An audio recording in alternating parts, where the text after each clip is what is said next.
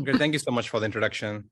Hi, everyone. My name is Ashok Heliswamy. I work at Tesla on the autopilot team. Hopefully, you're able to hear my voice and see my screen and video and things. Please let me know if that's not the case. Great. Yeah, today I would like to present our work on what we think is going to be the foundation model for autonomy and robotics. This is not just the work of myself. I'm representing a large team of talented engineers in our team. Let's get started. Our team has shipped the full self-driving beta software to everyone who has purchased it in the United States and Canada. There's roughly 400,000 vehicles, and today they have driven up to 50 million miles on FSD beta. I think the cool thing about this is that this is a scalable self-driving stack that you can take the car anywhere to the US, turn it on, put it in a destination, and the car would attempt to navigate to the destination, handling all of the like turns, stopping at traffic lights, interacting with other objects. And all of this is driven primarily by the 8 cameras that are on the car that are giving a full 360-degree coverage around the car. The reason that works well is because our stack is based on really modern machine learning based stack where a lot of the components of the self-driving stack are just folded into neural networks. And I would say this is different than the more traditional approach to self-driving, which uses a localization, maps, a lot of radar, ultrasonics, etc., to fuse together. Instead, this is primarily being driven by just cameras. And if you have a Tesla yourself, you can obviously buy the car and experience it. Otherwise, you just have to take my word or look at some videos, but it works quite well. And we are in the process of making it even better. I shared about these occupancy networks that are one of the more important pieces in our stack.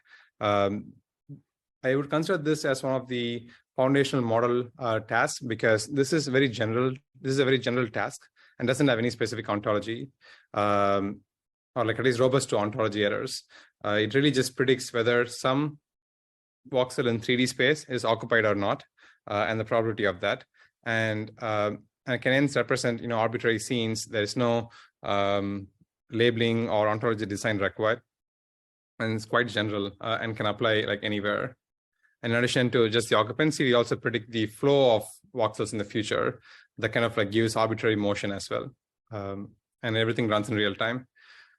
This is quite similar to NERF in general, but unlike NERF or like say multi-view reconstruction, which is usually done for a single scene, we predict the occupancy based on the 8 cameras in real time. So the videos stream in, and then we just predict for all of space around the car on whether this voxel is occupied or not, as opposed to like doing this offline post-processing step. So architecture looks with a lot of, it looks very complicated, but then it's actually not that complicated in the end. Videos from multiple cameras stream in, and you can choose whatever backbone you want, RegNets, whatever the latest bits, you can throw anything in there. And then everything comes together in a large transformer block that does sort of a spatial attention to build up features, and also does temporal attention with some like geometry thrown in there to form some features that can then be upsampled into the actual predictions. It's quite straightforward, even though the diagram looks a bit complicated. And the same architecture and the modeling can be used not just for occupancy, but for other tasks that are needed for driving.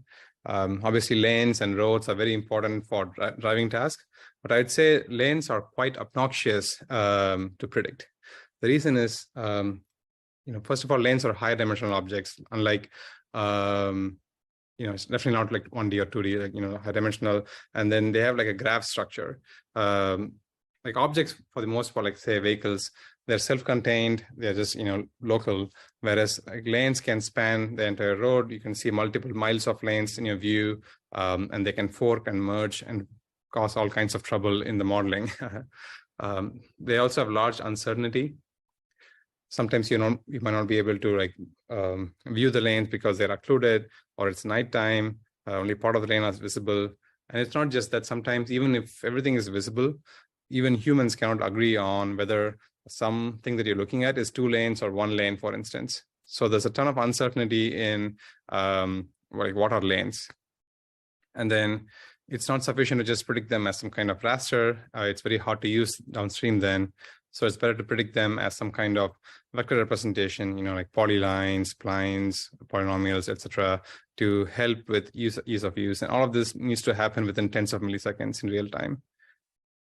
Like I said, it's like a very difficult problem to predict lanes in real time in the real world. Nonetheless, we use state-of-the-art generative modeling techniques. In this case, we use autoregressive transformers, quite similar to, I would say, GPT, in terms of how we model the lanes. So we can predict you can tokenize the lanes and then predict them 1 token at a time. Unlike language, which is mostly linear, we have to predict the full graph structure. Hence, we come back, predict what is the forking point, what is the merging point, etc., and everything is done end to end using neural networks with little to no post processing required after this. Another important task for self-driving is obviously moving objects, vehicles, trucks, pedestrians, what have you. And it's not sufficient to just detect them. You need to have their full kinematic state, and also predict their shape information, their futures, etc. All of these models, the models that I described earlier, even the lanes one and objects one, are in some ways multimodal models in the sense that they take in not just camera video streams, they also take in other inputs, such as, in this case, ego's own kinematics. So ego's velocity, acceleration, jerk, etc., all goes in. We also provide in the navigation instructions to the lanes to kind of guide us where to, which lane to use, etc. So everything is done within the network. That's why I say it's like a modern machine learning stack where instead of doing this in post-processing, we just try to combine everything and then do perception sort of end-to-end, so to speak. So here you can see predictions of these models. The lanes that you see here, the vehicles that you see here are all just predicted, again, by these networks without a lot of post-processing. There is no tracking or anything like that in the things that you're seeing here. So overall, I would say that's quite stable. The green spines that are coming out of these vehicles or just their forecasted future, it's kind of like a standard task at this point, I would say. But it all works quite nicely and in real time in the car. It doesn't have to stop with just perception too. Once we have all of these percepts, like lanes, occupancy, objects, and even a few more like traffic controls and other things, you can do the entire motion planning also using just a network. I won't go into too many details on how we do that, but essentially, it can just be thought of as one more task instead of it being a separate thing. So how is all of this possible? And I think it's because we have built this sophisticated auto labeling pipeline that gives us data from the entire fleet. Millions of video clips across the entire world can be tapped. On the left side, what you're seeing is an example of multi-trip reconstruction where we choose some location, multiple Tesla vehicles driving through the location, upload their video clips and other vehicle kinematic data to us. We bring everything together and reconstruct the entire 3D scene. So the polylines that you look, there's a cyan colored one. There's also a few other colored ones. Those are all different cars doing different trips through the world, and it's actually all very well aligned. Let me see if I can play it again. Yeah. The pink line and the cyan line that you see there, those are different trips of different cars driving around, and everything is just aligned very nicely. And this multi-trip reconstruction has enabled us to, get all the lanes, road lines, everything directly from the fleet in the millions, anywhere on Earth, essentially. Once you have this base structure of trajectories, calibration from all these cameras, you can really do a lot of cool things to reconstruct the entire scene. I'm not sure if the video plays quite nicely, but in my own screen, it looks very smooth, where you can see the ground surface. It's reconstructed quite nicely. There's no artifacts such as double vision or blurring. Things are crisp, look like geometric, they are correct. This is a hybrid approach to NERV and general 3D reconstruction.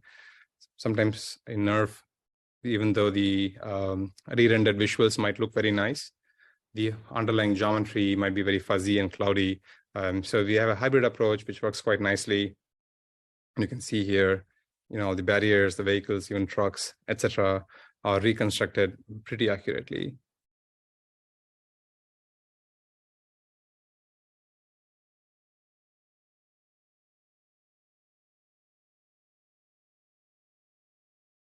Once we have these reconstructions, we then run even more neural networks just offline to produce the labels that we want. Like I had mentioned earlier, for lanes, we need some kind of vector representation to make it very easy to use. So instead of just using a raster directly, take rasters, we have offline neural networks that run on top of it and then produce the vector representation that can be then used as labels for the online stack. Similar to the lanes, like once you have the lanes and the roads reconstructed, you can also auto-label traffic lights. Here you're seeing traffic lights auto-labeled by your system without any human inputs. And these are all like multi-view consistent. Let me try to play it again. Yeah, we can predict their shape, color, relevancy. You can see this white traffic lights on the side. They also reproject correctly into all the camera views. And it's because we have this really good auto-labeling system that calibrates everything jointly and it's like pixel perfect in 3D space. So yeah, all of these predictions together give us super solid understanding of the world from cameras. And I would already try to call this, sort of a foundation model that can be used in a lot of different places. And these predictions really help FSD, drive in any place. Like you don't have to geo-restrict it. You can, even sometimes construct a new road, turn it on, and it would work quite nicely there. In addition, they also help manual driving, obviously, because humans are not perfect drivers, so they need some help every now and then. In this case, on the left side, the ego driver, for some reason, blew past the stop sign and was almost about to crash into this red car. And our system, detected this and then braked automatically. And similar on the right side, driving straight, and then someone just comes in and then cuts us off. It's quite dangerous, but then the system applied the brake quite early. The reason why this is different than what you would think that AV systems have been there for since 1980s. What is new about this?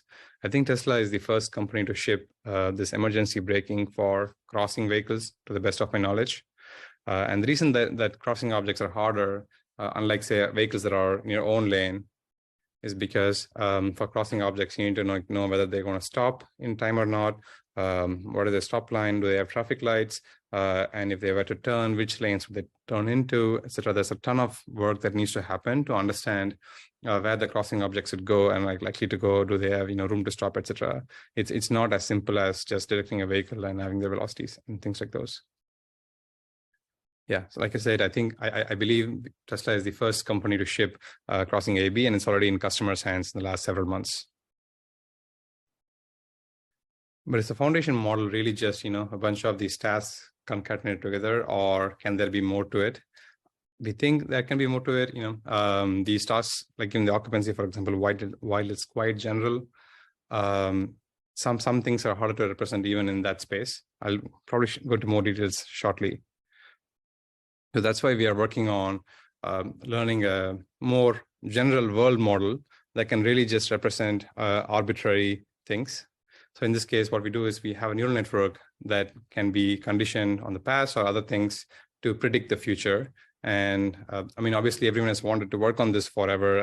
And I think with the recent rise in generative models like transformers, diffusion, etc., we finally have a shot at it. So what you're seeing here is purely generated video sequences. Given the past videos, the network predicts some sample from the future, hopefully the most likely sample. And you can see that it is being predicted not just for one camera, but it predicts all the 8 cameras around the car jointly. And you can see how the car colors are consistent across the cameras. The motion of objects is consistent in 3D, even though we have not explicitly asked it to do anything in 3D or not even baked in any 3D priors. This is just the network understanding depth and motion on its own without us informing it of so. And since this is all just predicting future, RGB values, the ontology is quite general. You can throw any video clip from driving, or from YouTube or from your own phone. Anything can be used to train this general dynamics model of the world. Additionally, it can also be action conditioned. We can show a few examples. So here on the left side, the car is driving in the lane, and we're asking it to, okay, just keep in this lane and keep driving. And then, like I said earlier, the car is able to, or the model is able to predict all of the geometry flow by very nicely and understands 3D. On the right here, we're asking it to change lanes to the right side. Maybe it'll go back and play it again. So on the left, it's just going straight. And we ask it to go straight, the model goes straight. And then on the right side, we ask it to make a lane change, and it makes a lane change. And the past context is the same for both of these outputs. So given the same past, and when we ask it for different futures, the model is able to produce or like imagine different futures. This is super powerful because now you have essentially a neural network simulator that can simulate different futures based on different actions. And unlike a traditional game simulator, this is way more powerful because it can represent things that are very hard to describe in an explicit system. I'll show a few more examples, but then it is super powerful. And also the intention and then the natural behavior of other objects, such as vehicles, is very hard to represent explicitly, but in this world, it's very easy to represent. It doesn't have to stop with just RGB. You can obviously do this kind of future prediction task, not just in RGB, but also in panoptic segmentation, or you can extend it to also 3D spaces, where you can imagine future 3D scenes entirely based on just the past, and then your action prompting, or even without prompting, you can predict different futures. Personally, I'm amazed by how well this works, and it's a very exciting future that we are working on here. Yeah, here's some examples where I think something like this is going to be needed to represent like what's happening in the scene. Like there's a lot of smoke coming in one of the pictures. Like there's paper flying everywhere. That's going to be tough for even occupancy, where you have paper flying everywhere. There's occupancy flow, but then how do you know it's paper? What do you know the material properties of it? There's like smoke. Obviously, you can drive through it, but it is occupying space, and light does not transmit through.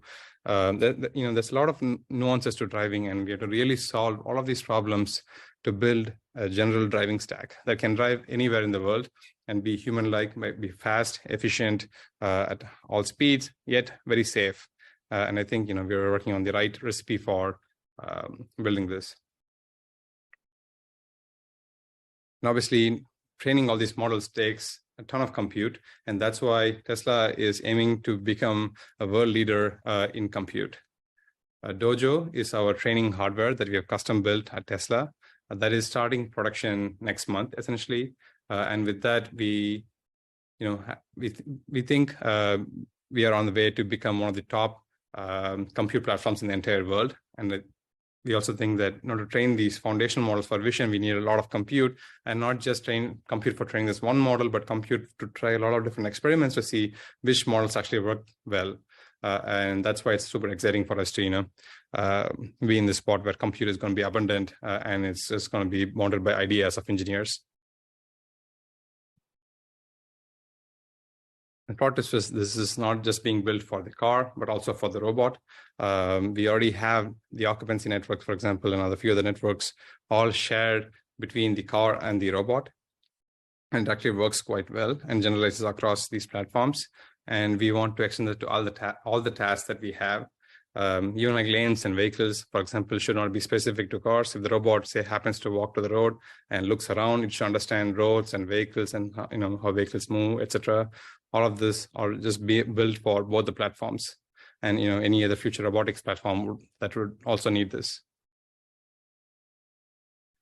That's basically it. To summarize again, we're building this super cool foundational models for vision that really understands everything, and it should generalize across cars and robots. It's going to be trained on tons of diverse data from the fleet, on tons of compute.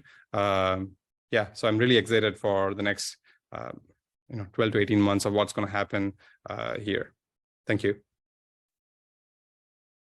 Happy to answer any questions.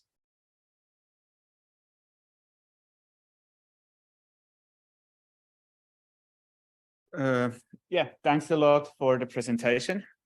If you have questions, we have actually quite some time for questions. So if you have a question, you can come forward.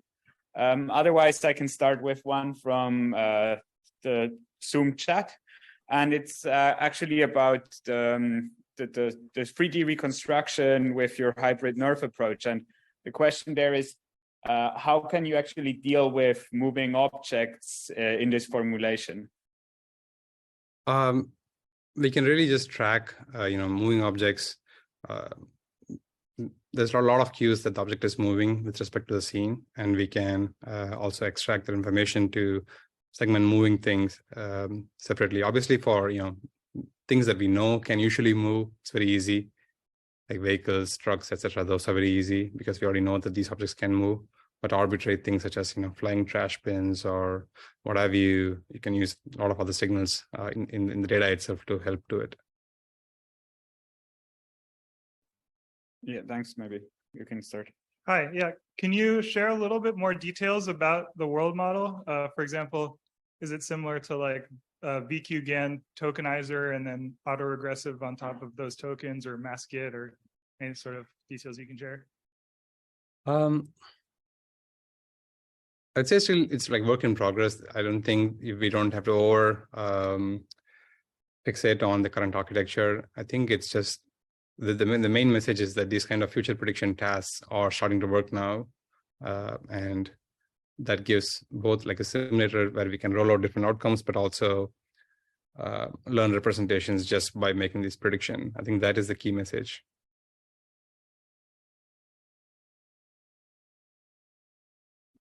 Hi, thanks for the enlightening talk. I have a minor question. I really look into the details. I noticed that when you predict the lines or lanes, something like that, you use the autoregressive models. I wonder why is the logic behind this, the choice of autoregression instead of just simultaneously predict everything at once? Could you please illustrate the logic here? Sure. Like you mentioned, lanes can fork and merge and do other things, and there's a graph structure to them. And you can predict them simultaneously, and it's hard to it is we want to model a distribution or high dimensional space, right? Because if there's uncertainty on whether it's 1 lane or 2 lane, you don't want to predict 1.5 lanes.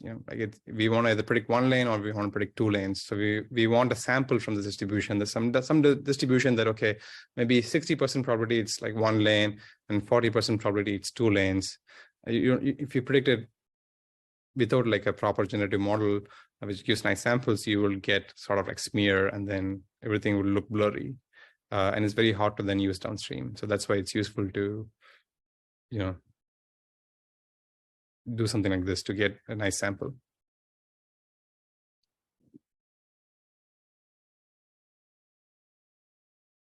Thanks for the great presentation. I have some questions regarding the technical details. So I want to take a look at the visualization of the occupancy network output. Looks like it's a 3D voxel.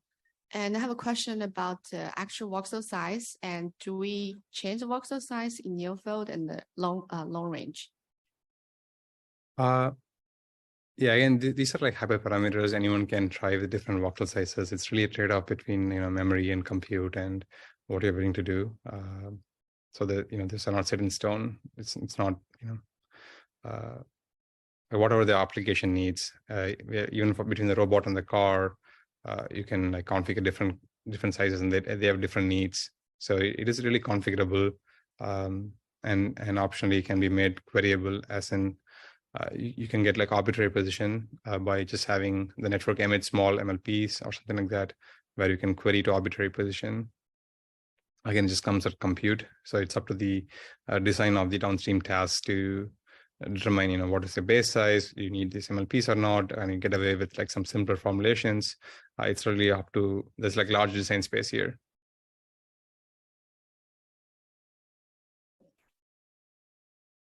Thank you for the awesome talk, Ashok. So I have one question regarding the general word model you just mentioned. How would that actually apply to the humanoid task, for example, manipulation? What kind of methods you use to make that generalized from autonomous driving to the other humanoid robotics tasks? Yeah, I think the same should apply for humanoid robot in the sense that you can prompt it to do arbitrary things. You can ask it to pick up a cup or walk to some door or something, and then the model should be able to imagine what picking up a cup would look like or walking to a door would look like. And I don't see why it should be any different between the car and the robot. So because it's all pixels and the shapes are all the same, so it's just going to be a video that looks like the hand is reaching to a cup, or the robot. If it's a first-person view, then it's a first-person view of the robot, walking to the door. Like that's, I think it should work.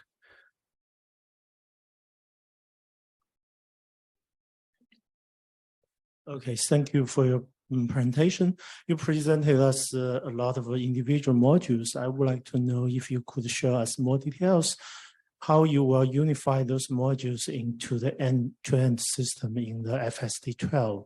For instance, how the occupancy could be used in the end-to-end system. Yeah, the occupancy is already used for a lot of collision avoidance.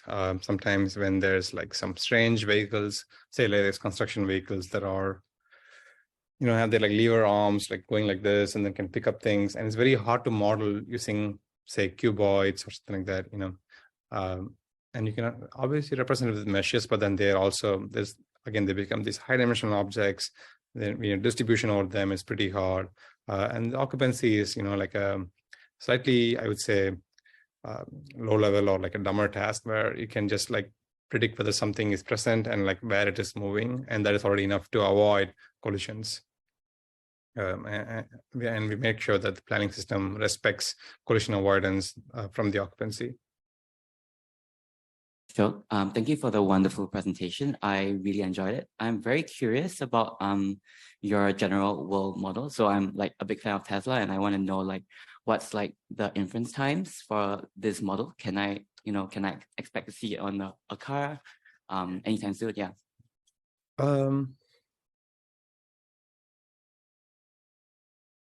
Only thing I can say is that it hasn't shipped to customers yet, and we are still optimizing it. Maybe later this year. I don't know. You could see. Thank you. Yeah. Okay, maybe this is the last question, so rather short one. Sure. So I noticed. Sorry. Can you repeat? I unmuted you. Oh, sorry. Yeah, I saw in your architecture you didn't have the map component fusion step in your model.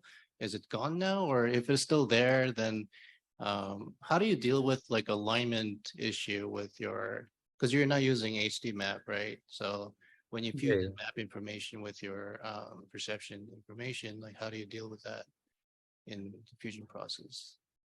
Sure. Yeah, I think these are not HD maps, so the alignment is not super critical in some sense. You can have 20 meters of error or like 50 meters of error and still fine. It's really just what you would look at at your phone or something when you use navigation. Your Google Maps or whatever map application you use might give you some route and like represent this, and that is enough to kind of tell the network where we want to go. So it's really like low definition maps. And it is intentionally designed that way so that we don't take a large dependence on the maps. It's really just to roughly guide which roads we should take, which lanes to pick and things like those. So it is still there. Yeah. Okay, Ashok, thanks a lot for your interest. Okay. Thanks for the introduction. I'm very excited to be here with you guys to share some of the progress we have made on Tesla Autopilot for the past few months. So for those of you who are, okay, let me actually hide this.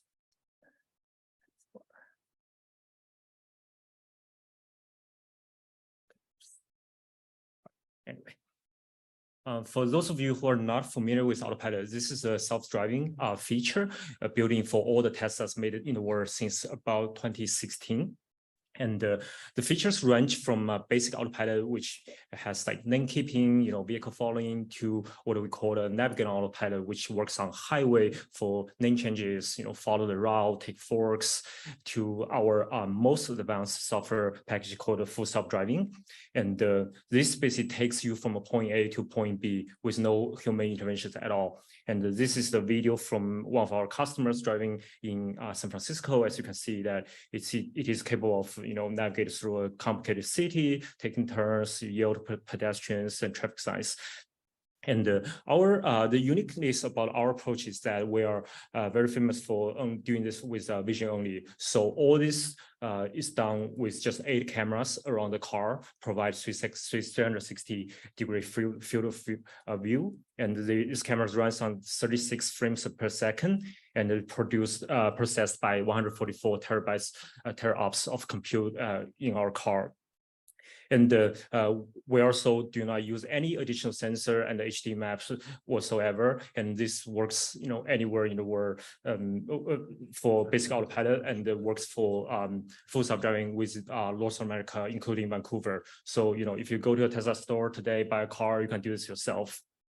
And currently we have about 400,000 cars driving with the full self-driving software. And cumulatively, they have driven more than 250 million miles. So you can see that it's like a lot of data coming from the fleet.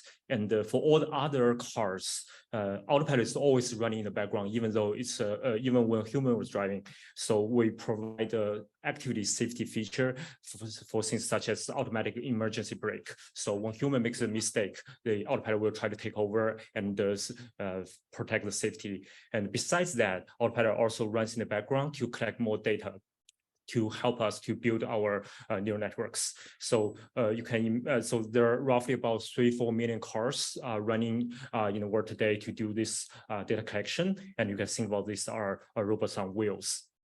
So besides autopilot,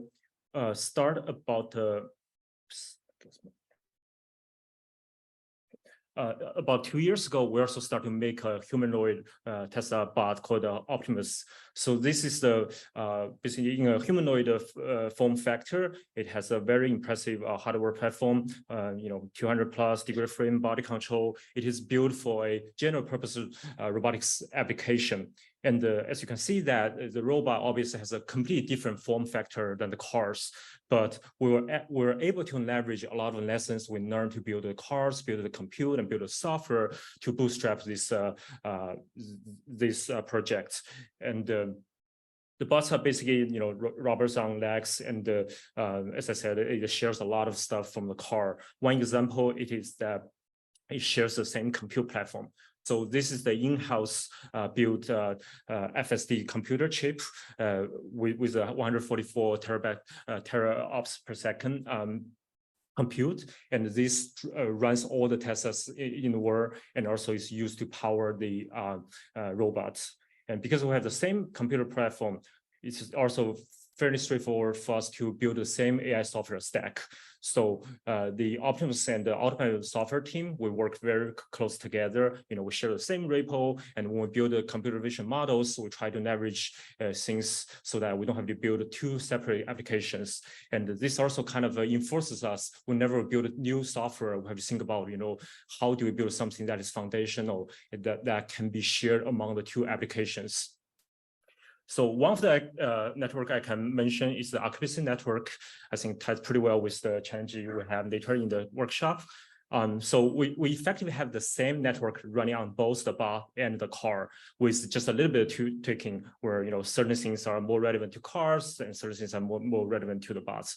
Even though it is a completely different environment, outdoor versus indoor, we're able to actually kind of build a network from like exact the same model with just a little bit data difference. And I think we showed this Occupancy network the first time at a CPR last year, and since then we're kind of very excited to see how the research community has reacted to this. We have seen all kinds of different variations of this coming out. There's also challenging with hundreds of people participating, and I'm definitely very excited to see where this is going next. But for those of you who are not familiar with this, I'll just do a quick recap on this. What the occupancy network does for us is that it takes all 8 cameras image video stream in and produce a single unified volumetric occupancy in vector space directly. It has video context, and for each point in the 3D space, we predict whether it is occupied or not. And because of the video context, we are able to reason about occlusions and predict the things are behind visibility region. And the blue contour showed earlier here briefly was the way we use to model the volumetric visibility. And it also has a dynamic resolution. As you can see from the video here, certain voxels are bigger than the others. I will go to more details later. And for each of the voxels, we also predict semantics as color coded here, such as, curbs, cars, static, road debris. Those semantics are usually defined for more driving relevant classes. And as you can see for Optimus robot, we'll use kind of a different set of semantics. It also produces occupancy flow for motion. Since this network is very generalized, it does not make any assumptions on the object shape or motion. So it is able to capture arbitrary motion such as a swerving trainer here. And this network right now runs in all Teslas in the world with the FSD computer, and it's incredibly efficient in memory and compute. Runs about every 10 milliseconds with our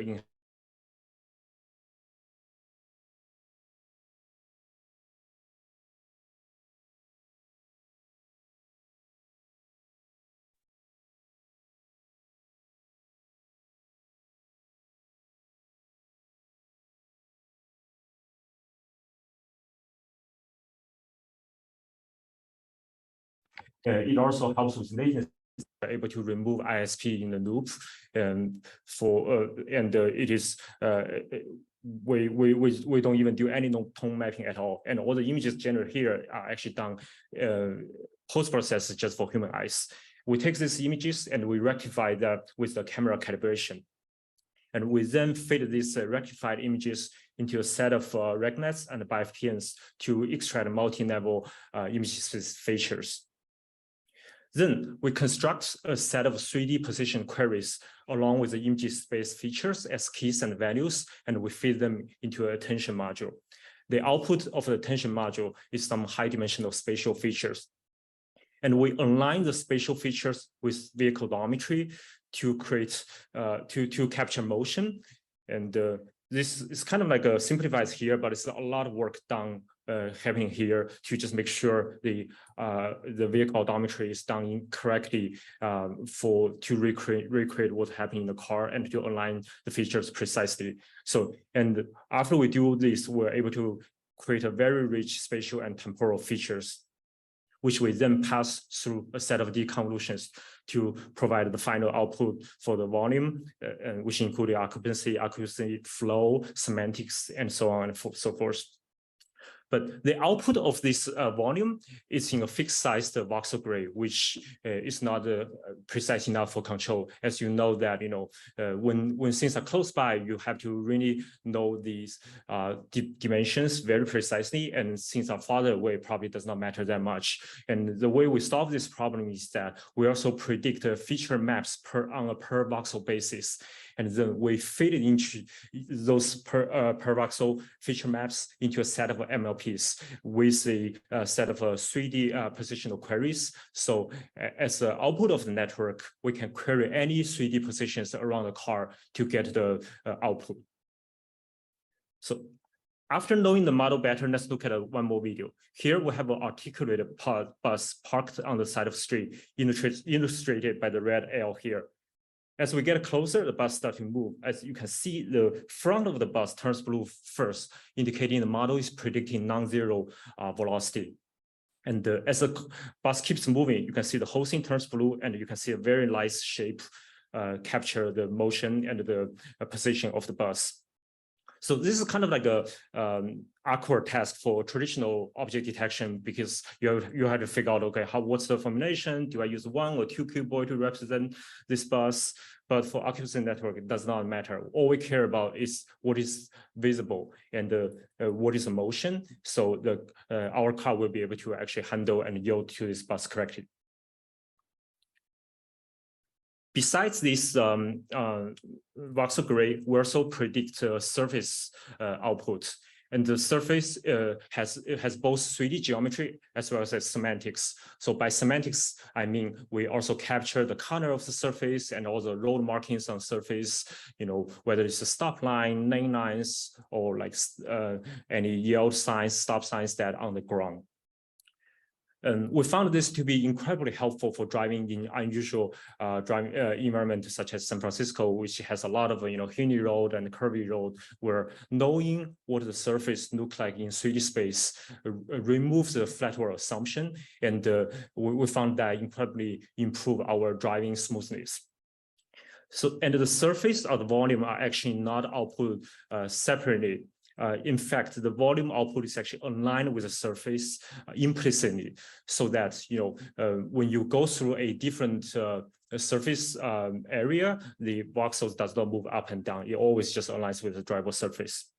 And as we can see from this video here, the car is going through a hillcrest area. You can see this 3D shape of the surface very nicely, and it aligns with the voxel grid as well. So we can use this for a lot of different things. For example, the planner can use this information to decide how fast we should be driving here, and also it helps us to reason about occlusions, because sometimes the occlusion is not really due to any obstacle; it's just because the lack of surface as the surface is like going down. So we kind of build this network, and it runs in the car for about, I think, probably almost 2 years now. And then it works very well. So we start to think, what else can we build on top of this? So early this year, we had this very fun project where we start to predict a distance field around the car on top of the occupancy network. So this is literally just put a small head on top of the network and do a regression test to get a distance field. And we then show this distance field on UI for customers as a manual driving feature for parking or maneuver through very narrow area. And this is the video with one of our customers doing a parallel parking. And you can see from the right side that this contour is generated by this distance field. So compared to like traditionally, usually this is done with ultrasonics, right? So we just most of cars have ultrasonics on the front, on the back, and trying to just measure the distance directly. And the advantage here is that first we have 360-degree coverage. Let me just play this video one more time. And then it also is able to capture the obstacles at different height, because we don't have this sensor limitation. For example, the curb, and ultrasonics is usually pretty bad with S-curve detection. And third is that it covers arbitrary range, right? So we don't have like a range limit from the ultrasonic sensor anymore, and it's able to basically capture according to as large as what we want from the occupancy network, and we just show as a range that is comfortable for the driver to use. So this vision-based park assist is just a small application. But while working on this, we realized that this model actually has really rich features that's able to capture a lot of things going around us. And so we started to think, okay, how can we navigate this and build a really strong world model? So if you zoom out a little bit and look at this network, right? So the bulk of the network, all it does is really just create this world model in the vector space features. And this kind of ties to the previous talk where, we really want to just build like a really nice 4D world model to understand the world. And once we do that, all the downstream tasks are actually just tiny heads that is very easy. And we can just like plug in, do some fine tune on that. It usually just works very well. I couldn't find a very nice picture to capture this, so I just put a Tesla logo there to represent the vector space features. So, but what we're really looking for from this direction is really just like how do we build this 4D space world model feature. And then we can just use that to capture everything we want for driving, for humanoid robot, or for anything that related to embodied AI. And if we do this correctly, we'll be able to use this feature to capture everything that is relevant for driving, whether it is the aforementioned, a volume or surface, which has, all the information we need for understanding where to go, and for objects, for names, and for traffic control. And instead of trying to build different models to tackle each one separately, we really want to just build one model that does everything together. And traditionally, we shared a lot of features from image space, which just extract the 2D information. That information is actually not quite enough for doing this kind of foundation model. And now, since then, we have changed our approach to actually combine everything in vector space, so that we just need to build one model that does everything very well, and then then connect them with different tasks for downstream applications. And in order to train such a big model, obviously you need tons of data. So we are very proud that we built this very mature data engine in the past few years. And this, in my opinion, is one of the biggest advantages we have here. So what do we do here, if you start from the bottom, is that whenever we have a model, we deploy it to the car. And then we mine the model with millions of Teslas on the road. And we mine mostly to two things. First is that we use heuristics to detect things that happen very rarely, so we can get the data back and then feed that into our network. The second is that we also run this compared to what a human does. So to understand that, okay, what is the inconsistency here? What did our model do wrong so that the human made a different decision? And once we have this event trigger, we put this data back, and then we automatically label this data to generate this beautiful ground truths in 3D space, and then we use to train this model. And we call this approach fleet learning, basically learn everything from our fleet. And most of the work happening at Tesla Autopilot is actually just crank this data engine and get the fleet learning going. And we have engineers looking at data all the time, and arguably spend more time on data than the model. And give some examples of data. We showed this video at AI Day last year, which shows how we leverage all the fleet from all the Tesla vehicles from the same intersection. We put them together to reconstruct the 3D surface and the names jointly, which will be able to actually create a ground truth neighbors that much better than if we were just to do that with a single trip. You can see all the names are very consistent across different videos, across different trips.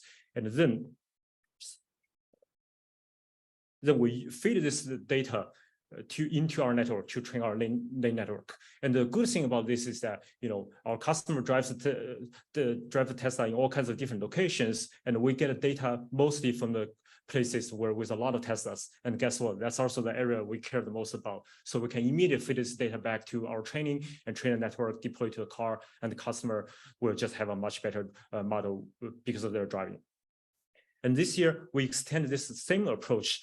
Besides names, we start to model everything. So this is a 3D reconstruction from multiple trips of Teslas in the same area, and we put together. All this is generated from 8 cameras of video streams, and we put together through different trips. And you can see that it's able to capture all this very high quality information, and we can use that to train all kinds of stuff to make sure the world is consistent. And all this data is very rich in terms of that. We don't have a separate data set just to provide one ground truth anymore. We just have a unified data set that captures everything we need to train such a foundation model. And besides the data quality and the quantity, the other thing that really matters is data diversity, right? So if you only have, boring data, this thing will rarely work. So this is also one of our biggest advantages, where we can get those data back from fleet. So this is just some examples of the random Tesla customer driving. So I will just pause for a second, let you guys to see what kind of crazy scenarios we can see here. A lot of the stuff is, when you will rarely run into in real life, but once you aggregate over 4 million cars, it actually weird stuff happens every single day. And what we do here is that we put this data back and put in the data engine directly. and run the auto-enabling pipeline fit into the data set and the model training. Once you put all this stuff together, you'll be able to just build a very large, highly diversified, highly quality data set, and we use the trade foundation model.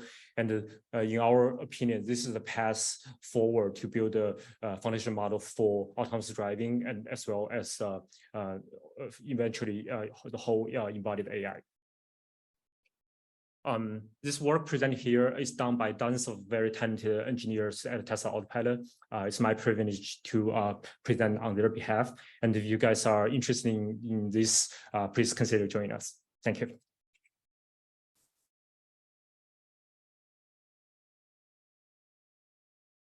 Any questions from audience? Yeah. I know that Elon Musk has claimed that we will have end-to-end system in the FSD 12, right? And I would like to know how the occupancy network you have mentioned can be changed or even fit to this kind of end-to-end system. Yeah, so yeah, that's a good question. Yeah, so basically we're building this network. So it's not really the occupancy network anymore, right? So we're basically building this foundation model to capture this world model, and we think that will be essential to use for end-to-end driving. And as for the end-to-end driving application itself, we're not ready to show what we have done so far yet. And I guess stay tuned. Okay, so you just mentioned, so probably occupancy network is mainly used for building the foundation models, but not used in the end-to-end system. Exactly. Yeah. Yeah. Hey, thanks for the nice talk. How do you compare attention, self-attention or cross-attention based occupancy estimation with traditional multi-view stereo? So like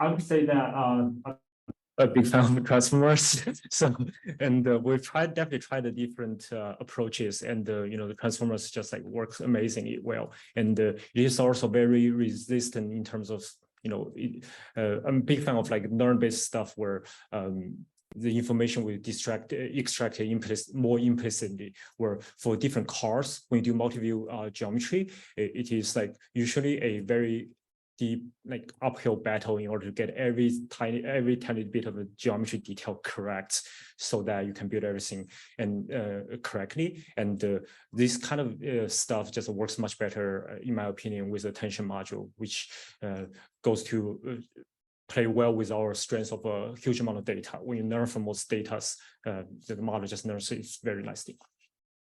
Cool. Thank you. Hello, thanks. Thank you for your wonderful speaking. And I have two questions.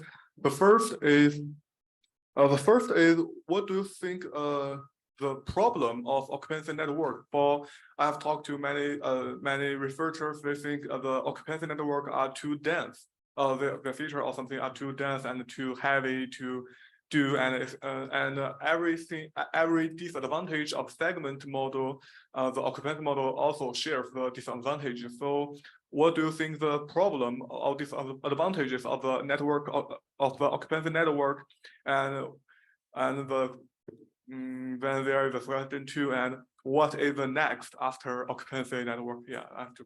Yeah. So there are basically quite a lot of different representations for like this occupancy, right? So we use kind of dense voxel gray, and you can also do any other representation, implicitly, SDF, this kind of stuff. So the as I described in the slide, basically we have this dynamic resolution thing, which is a way to help us to make the network actually small enough to run in real time, right? So we don't just like naively say, okay, we need X centimeter resolution, so we have to segment the entire world in such thing, which is obviously not scalable. So I would say that the dynamic resolution thing we did here is one of the main reasons that we're able to actually achieve a high perception performance while running incredibly fast and efficient. And a lot of advantage we have is also with our own neural net accelerator. Basically, we build in-house so that we're able to actually accelerate with what we need. And I kind of just said that in like one sentence, but it's an incredible amount of work actually happening in the background just to make this thing run fast enough in the car. Okay, thank you. So what's the next? Is there any idea? Yeah, so the next idea is that I would say that basically the occupancy thing is really just like building these features for the world model. We eventually it's not gonna like, I don't think we'll explicitly be driving on top of that. So these features give us this 4D understanding of the world. And I think the next steps, a lot of the next steps will be really just like on the application level. How do we derive different applications in a very lightweighted way to represent different scenarios? Okay, thank you. Yeah, hi, Fias. Thanks for the great talk. So like, people are now very confident in the foundation models, especially after ChatGPT comes and solve everything. So people are like more and more confident in these foundation models, especially how they will solve the autonomous driving task. So I'm curious about like, how can you quantify the data distribution for the foundation model in a driving task? Like as you mentioned, there are many factors in the driving, like dynamic mode, static mode, static object, and also the lane factors and the different classes. So as you mentioned, like when you get more data, you will determine whether the data is real in our current data and we fit into our model. So I'm curious about how can you quantify whether the current data is real or how whether the data is valuable for the retraining of our model. Yeah. Yeah, that's a good question. Yeah, so I guess the data is basically used for whatever we need, right? So what we do is that we build a very good, there's two, I would say there are two sets of this for this.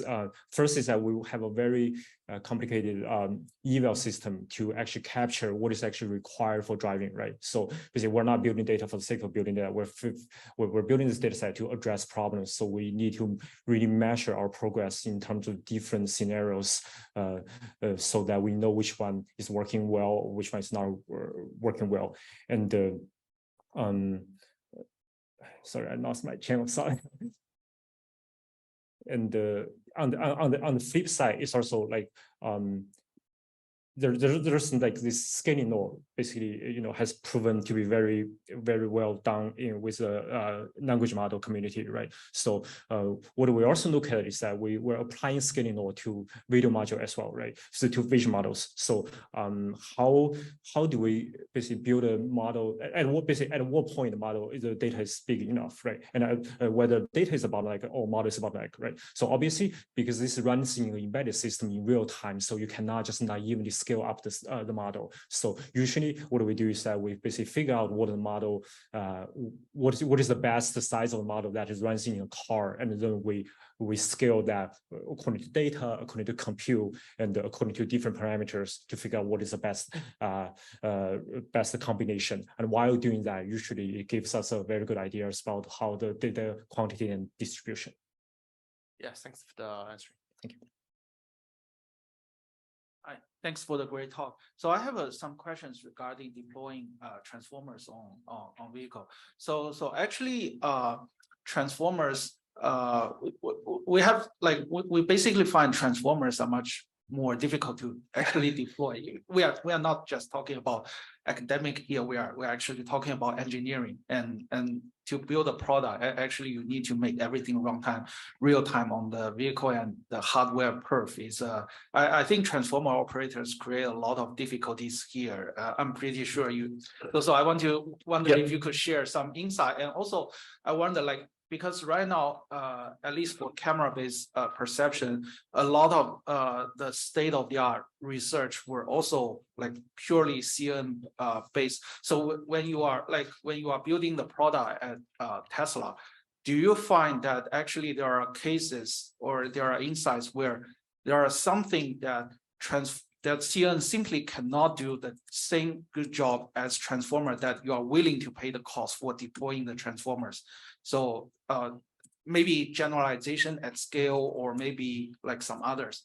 That's my question. Yeah, thank you. Yeah, so absolutely, deploying transformer is not very straightforward, I would say. So we actually goes to the previous question where we have an in-house neural net accelerator, which actually gives us a lot of advantage, because when we build this chip, we don't have to worry about somebody else has to use this chip, right? We only build this for our own application, which obviously transformer is a big part of that. So we have a very good deployment team actually work very hard on how to optimize this for deployment. And so far, I think initially it was quite challenging, but once we get working, it actually runs incredibly fast with our computer.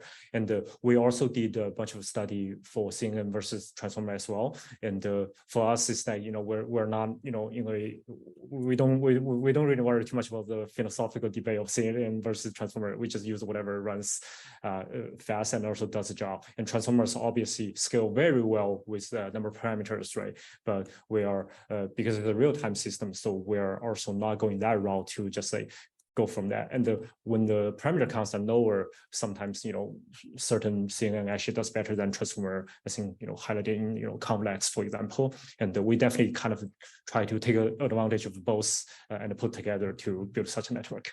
Thank you. Thanks for the talk.